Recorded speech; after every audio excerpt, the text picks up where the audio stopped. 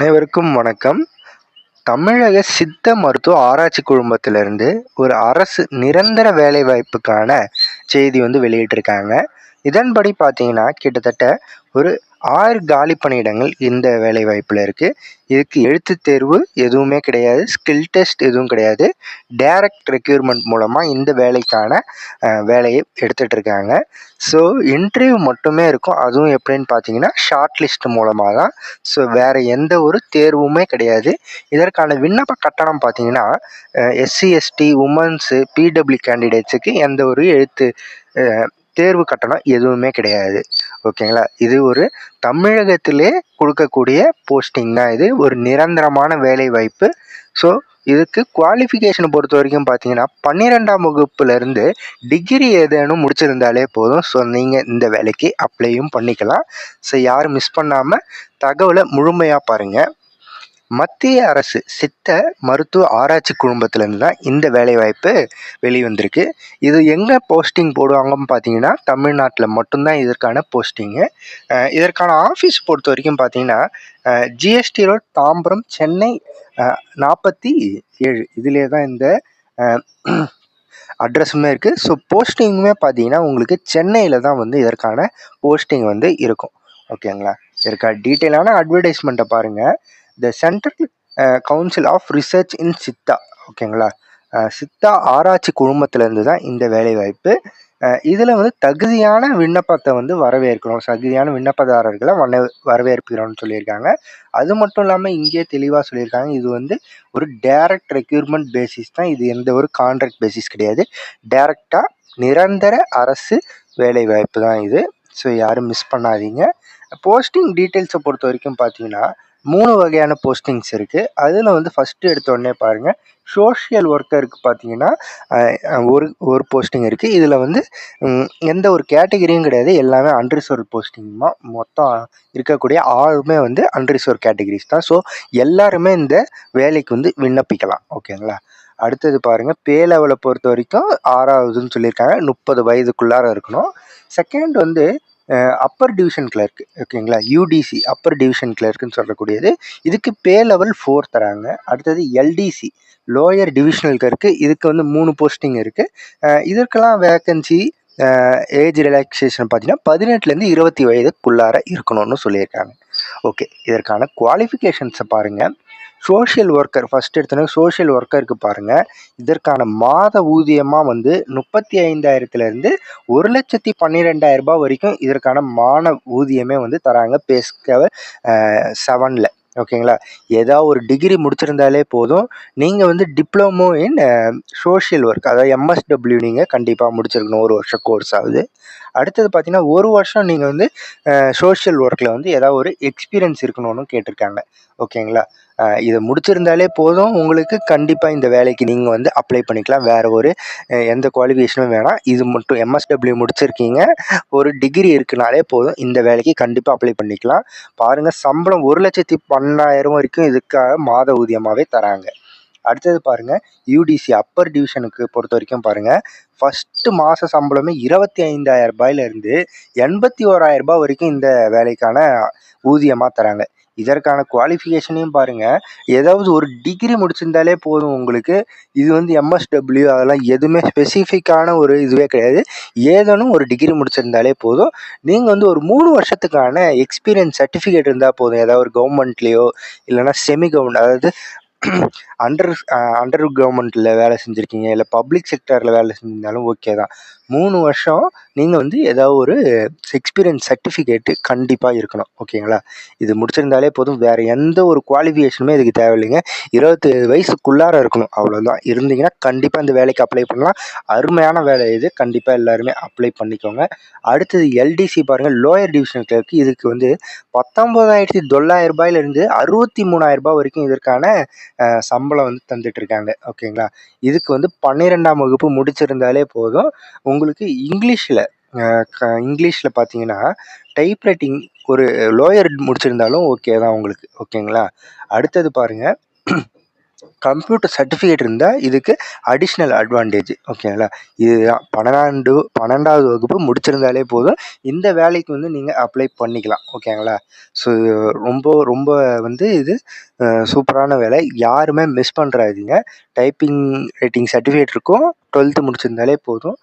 சம்பளம் பார்த்தீங்கன்னா கிட்டத்தட்ட 20,000லேருந்து 63,000 வரைக்கும் இதற்கான சம்பள ஊதியமே தராங்க. கீழே பாருங்கள், அடுத்து ஸ்க்ரோல் பண்ணிங்கன்னா இதுக்கான எசென்ஷியல் குவாலிஃபிகேஷன் ஜென்ரல் இன்ஃபர்மேஷன் கொடுத்துருக்காங்க. இது வந்து பேசிக்காக எல்லாமே படித்து பாருங்கள். அப்ளை பண்ணுறதுக்கு முன்னாடி நீங்கள் வந்து ஒரு இந்தியன் சிட்டிசனாக இருக்கணும். நீங்கள் வந்து இந்த இதுக்கு என்ன மாதிரியான ஏஜ் ரிலாக்ஸேஷன் இருக்கோ அதை தாண்டி கொடுத்தீங்கன்னா உங்களோட அப்ளிகேஷனை ரிஜெக்ட் பண்ணிவிடுவாங்க.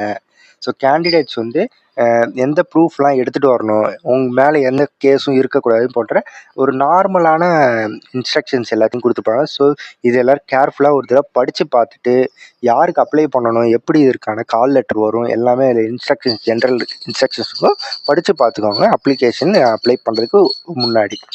அடுத்தது பாருங்கள், ஏஜ் ரிலாக்ஸேஷனுமே சொல்லியிருக்காங்க. அவங்க சொல்லியிருக்கக்கூடிய ஏஜ் ரிலாக்ஸேஷன் படி தான் இருக்கணும்.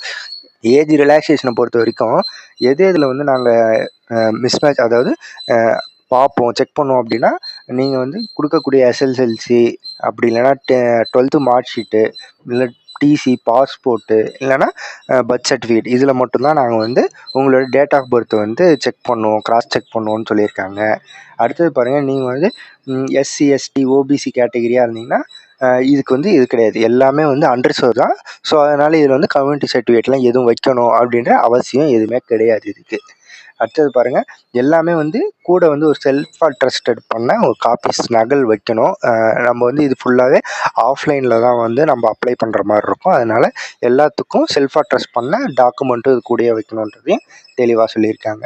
ஒருவேளை நீங்கள் பிடபிள்யூ கேண்டிடேட்ஸாக இருக்கீங்க அப்படின்னா அதற்கான சர்டிஃபிகேட்டை நீங்கள் கண்டிப்பாக ப்ரொவைட் பண்ணணுன்றதை சொல்லியிருக்காங்க. ஓகேங்களா? அடுத்தது கீழே வந்தீங்கன்னா அப்ளிகேஷன் ஃபீஸை பொறுத்த வரைக்கும் போடுறாங்க பாருங்கள்.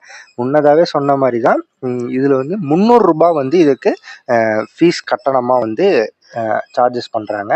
இந்த ஃபீஸ் கட்டணம் யாருக்கெல்லாம் பொருந்தும் அப்படின்னு பார்த்தீங்கன்னா ஓபிசி கேண்டிடேட்ஸுக்கு தான் பொருந்தும். ஓகேங்களா? மற்றபடி எஸ்சி, எஸ்டி பிரிவினருக்குலாம், பிடபிள்யூ கேண்டிடேட்ஸ்க்கெலாம் இது வந்து கிடையாதுன்றதை இதிலே தெளிவாக சொல்லிட்டாங்க. ஒரு தடவை பேமெண்ட் பண்ணிட்டீங்கன்னா இது வந்து ரீஃபண்டும் பண்ண மாட்டோன்றது சொல்லிட்டாங்க. அடுத்தது மோட் ஆஃப் செலெக்ஷனை பொறுத்த வரைக்கும் பாருங்கள், ரிட்டன் டெஸ்ட் ஆர் இன்டர்வியூன்னு சொல்லியிருக்காங்க. ஆனால் இது வந்து இன்டர்வியூ மட்டும்தான் நடக்கும். ஏன் அப்படி சொல்கிறேன் அப்படின்னு பார்த்தீங்கன்னா, ஷார்ட் லிஸ்டட் கேண்டிடேட்ஸ் மட்டும்தான் கூப்பிடுவாங்க. ஏன்னா தகுதி வாய்ந்த கேண்டிடேட்ஸை மட்டும்தான் இதில் செலக்டே பண்ணுவாங்க. எஜுகேஷனு, ஏஜ் எல்லாத்தையும் இது பண்ணி ஷார்ட் லிஸ்ட் பண்ணுற கேண்டிடேட்ஸ் மட்டும்தான் வருவாங்க. இது வந்து கண்டிப்பாக வந்து வெறும் இன்டர்வியூ போஸ்ட் மட்டும்தான் நடக்கும். ஒரு வேளை தவிர்க்கப்படியாத பட்சத்தில் மட்டும்தான் இதுக்கு வந்து ரிட்டன் டெஸ்ட் வைப்போன்றதையும் இவங்களே சொல்லியிருக்காங்க. ஸோ ஆல்ரெடி சொன்ன மாதிரி தான், இது தாம்பரத்தில் தான் வந்து இதற்கான ஹெட் ஆஃபீஸ் இருக்குது. அங்கே தான் உங்களுக்கு போஸ்டிங்குமே அலாட் பண்ணுவாங்க. டைப்பிங் ஸ்கில் டெஸ்ட் மட்டும் வைப்பாங்க இந்த லோயர் டிவிஷனுக்கு. உங்களுக்கு பார்த்தீங்கன்னா இதிலே சொல்லியிருப்பாங்க, 35 வேர்டு வந்து பர் மினிட்டுக்கு அடிக்கணும் இங்கிலீஷில். ஓகேங்களா? இதுவே தமிழ் ஆர் ஹிந்தி இருந்தீங்கன்னா 30 வேர்டு பர் மினிட்டுக்கு அடிக்கணும். இது எல்லாமே வந்து கம்ப்யூட்டரில் மட்டும்தான் இந்த குவாலிஃபிகேஷன் டெஸ்ட்டு நடக்கும். ஓகேங்களா? அடுத்தது பாருங்கள், எப்படி அப்ளை பண்ணுறது அப்படின்னு பார்த்தீங்கன்னா, இந்த ஃபார்ம் வந்து டிஸ்கிரிப்ஷனில் வந்து நான் கொடுத்துருக்கேன் லிங்க்கு. அப்படி இல்லைனாலுமே பாருங்கள், இவங்களோட அஃபிஷியல் வெப்சைட்டுக்கான பேஜுமே, வெப்சைட் லிங்க்குமே இங்கே கொடுத்துருக்காங்க. ஸோ இதில் போயிட்டு கூட நம்ம இந்த டாக்குமெண்ட்டை டவுன்லோட் பண்ணி நம்ம ஃபில் பண்ணி அவங்களுக்கு அனுப்பலாம். இப்போ கீழே ஸ்க்ரோல் பண்ணிங்கன்னா உங்களுக்கு ஒவ்வொரு லிஸ்ட்டாக வந்து ஒவ்வொன்றுமே கொடுத்துருக்காங்க. இதில் பாருங்கள், ஃபஸ்ட்டு எடுத்தோடனே சோஷியல் ஒர்க்கருக்கான அப்ளிகேஷன் ஃபார்ம் கொடுத்துருக்காங்க. இது மொத்தம் 3 டிபார்ட்மெண்ட் ஆஃப் ஒர்க் இருக்குங்களா, 3 டிபார்ட்மெண்ட்டுக்கும் வேறு வேறு ஃபார்ம்ஸ் தான். ஓகேங்களா? இது வந்து சோஷியல் ஒர்க்கருக்கு ஜென்ரலான எல்லாமே டீட்டெயில்ஸ் தான் கேட்குறாங்க. பேர், அப்பா பேர், நீங்கள் பிடபிள்யூ பர்சனா, உங்களோட பர்மனண்ட் அட்ரெஸ்ஸு, இல்லைனா உங்களை correspondence address, date of birth, age, mobile number, உங்களோட குவாலிஃபிகேஷன்ஸு, எஜுகேஷன் குவாலிஃபிகேஷனு, எக்ஸ்பீரியன்ஸ் இருக்குன்னா எக்ஸ்பீரியன்ஸ் சர்டிஃபிகேட்டோட எங்கெல்லாம் வேலை செஞ்சிங்கன்ற எக்ஸ்பீரியன்ஸையும் இதில் வைக்கணும்.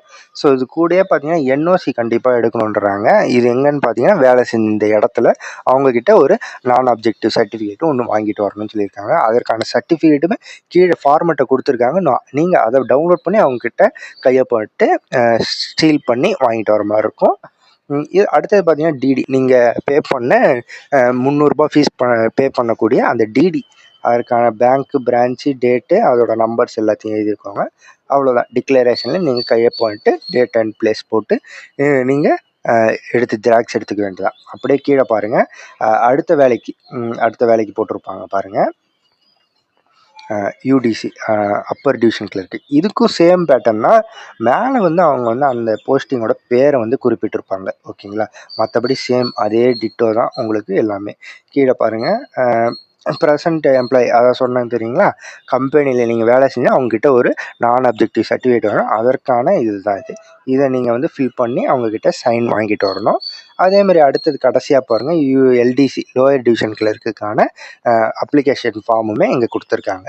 ஓகே, இது எல்லாத்தையும் பூர்த்தி செஞ்சுட்டு நமக்கு தேவையான சான்றிதழ்களை நகலை வந்து அட்ரஸ் பண்ணி எல்லாத்தையும் ஜெராக்ஸ் பண்ணி வச்சுக்கோங்க. ஸோ இதை யாருக்கு அனுப்பணும் அப்படின்னு பார்த்தீங்கன்னா, இங்கேயே அவங்க தெளிவாக சொல்லியிருக்காங்க, director general, ministry AYUSH, GST road, Tambaram. ஓகேங்களா? நான் சொன்ன மாதிரியே சென்னைக்கு வந்து நீங்கள் வந்து இது வந்து ஸ்பீட் போஸ்ட் மூலமாக வந்து அவங்களுக்கு அனுப்பணும்.